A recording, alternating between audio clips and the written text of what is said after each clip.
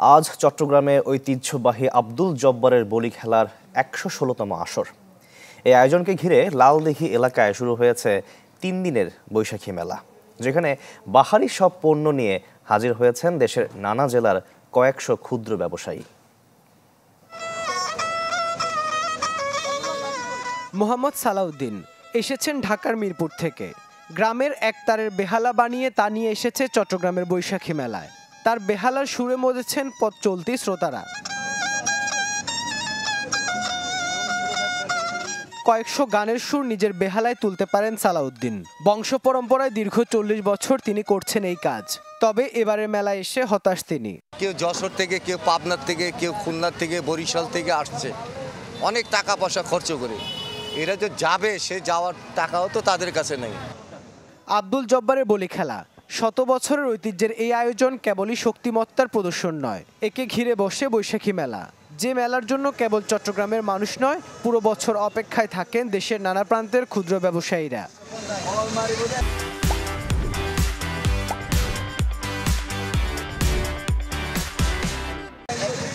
এবারও লোকজ সব পণ্যের সমাহার ঘটিয়েছেন ব্যবসায়ীরা, যাদের মূল ব্যবসায়ী চলে এই বৈশাখী মেলাকে ঘিরে। তবে প্রতি বছর লালদিঘির চারপাশ জুড়ে মেলা বসলেও এবার কোনো সড়কে দোকানপাট বসতে দেয়নি পুলিশ। বেচা কিনা আপনি গেছে তুলনায় এবার আপনি কম, আবার আপনার ওই যে প্রশাসন ঝামেলা করতেছে, দিতেছে না। বগুড়া থেকে আইছি, মনে করেন বেচা বিক্রি না করলে যাইতে পারবো না আর কি। আমরা এই যে বাচ্চাদের খেলনা ঢোল নিয়ে আসছি, এটি ১০০ টাকা করে বেশি, কিন্তু আসছি তখন দোকানদারি করতে পারতেছি না, বেচবো কি। তবে এবার পরিসর কম হলেও পছন্দের জিনিস কিনতে পরিবার পরিজন নিয়ে মেলায় আসেন নানা বয়সী মানুষ। গ্রামের ঐতিহ্যবাহী সব পণ্যের সমাহার, তাই নিজের সন্তানদের এসবের সাথে পরিচয় করিয়ে দিতে আনছেন অভিভাবকরা। পাখা কিনতে এসেছি, অনেক গরম লাগছে এই জন্য, বাট সবকিছু অনেক দাম বলছে। মাটির জিনিস, তারপর হচ্ছে বেতের জিনিস, এই যে মোড়া, এগুলো তো আমরা আসলে দেখতে পাই না শহরে, তো এখানে আসলে আমাদের এই জন্য ভালো লাগে। অনেক বাঙালির জিনিস আছে যেগুলো বাচ্চারা দেখে নাই, চিনা না, এখন পরিচিত না, এই জন্য বাচ্চাদের পরিচিত করাইতে। এটি কেবল চট্টগ্রামের নয়, দেশের সবচেয়ে প্রাচীন বৈশাখী মেলার অন্যতম, যার বয়স পেরিয়েছে ১১৫ বছর।